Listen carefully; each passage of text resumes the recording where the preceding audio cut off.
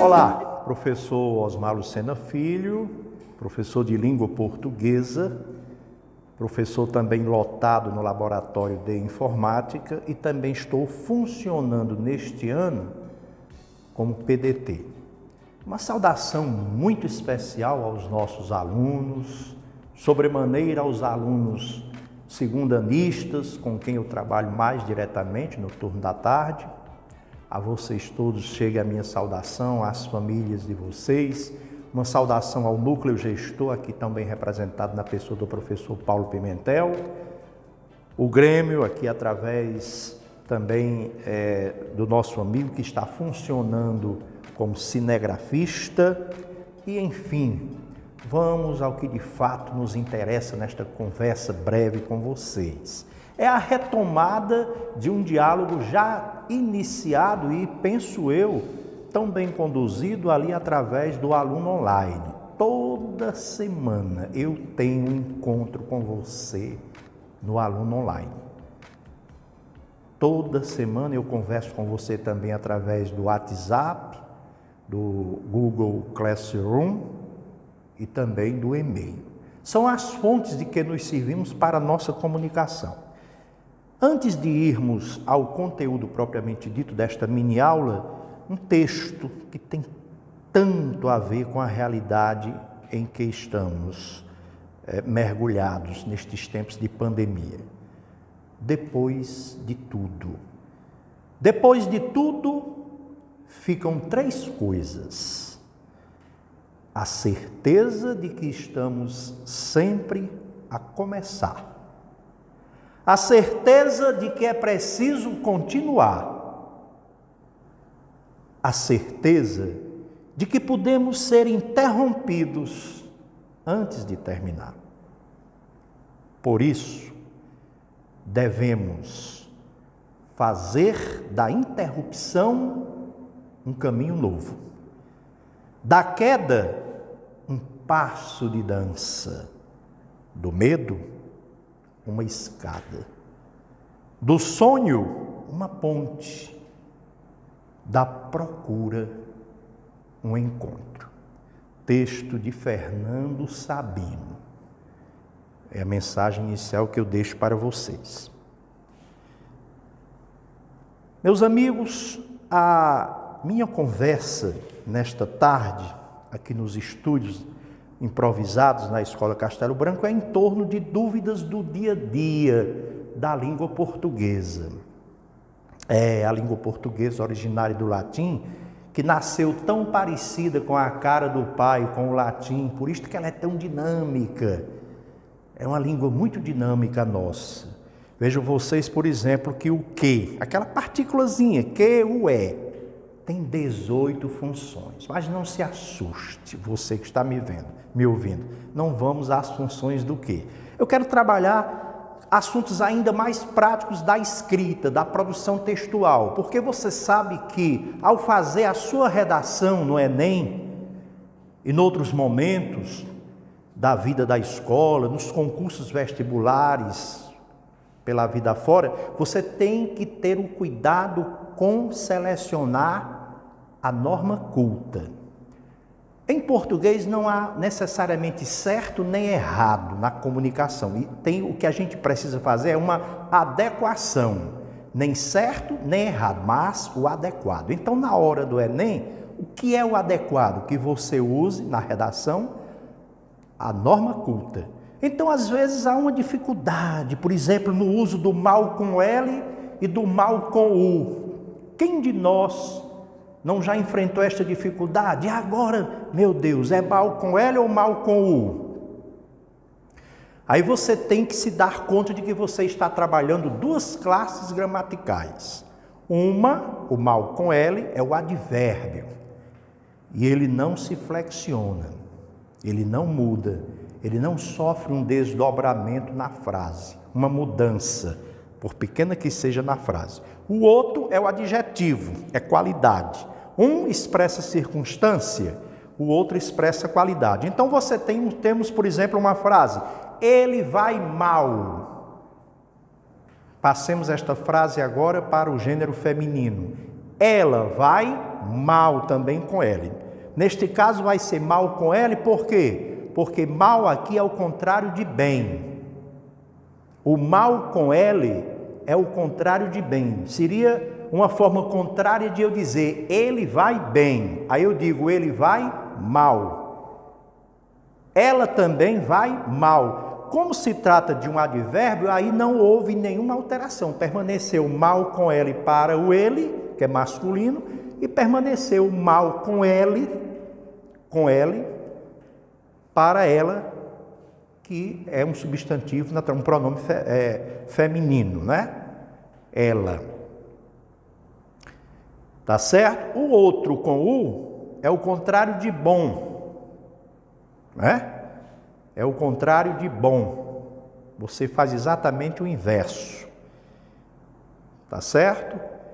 Então, se eu digo, ele é mau com U no fim, eu estou querendo dizer o oposto de ele é bom. Entenderam? Ele é bom. Se eu quero dizer que essa pessoa não é uma pessoa boa, mas ela é má, então eu vou usar o U.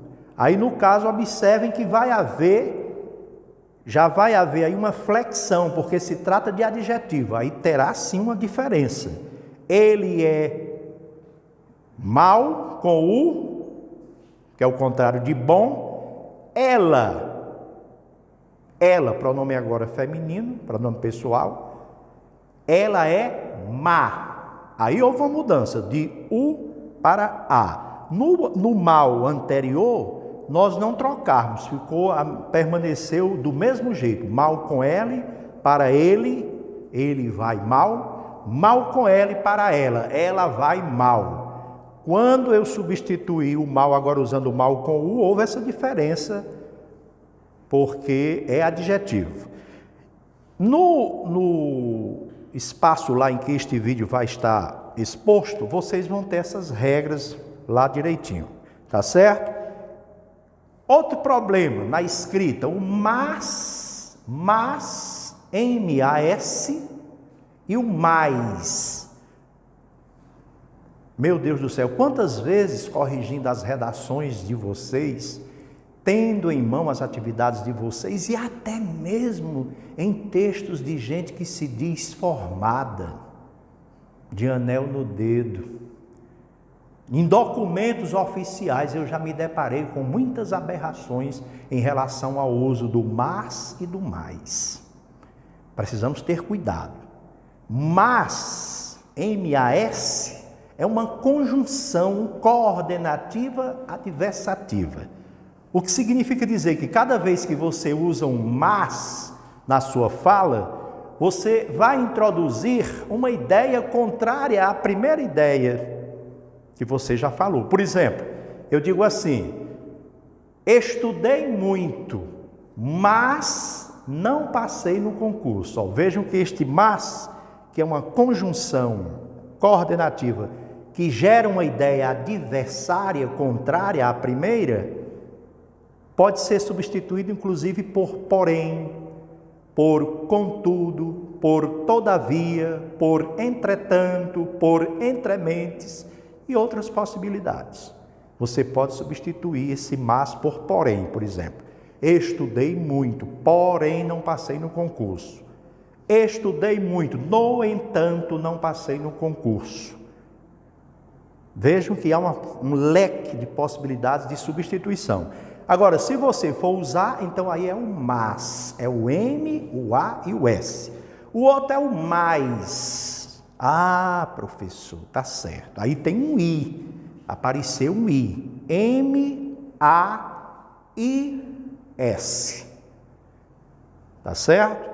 Aí nós vamos ter uma outra ideia expressa na comunicação. Esse mais pressupõe adição, pressupõe soma. Entendem? Pressupõe soma. Choveu mais aqui em Piqué Carneiro do que em Senador Pompeu. Percebem aí? O mais, como adição, como muito, valendo por muito. Choveu muito aqui em Piqué Carneiro, mais do que em Senador Pompeu. Aí é o IS, tá certo?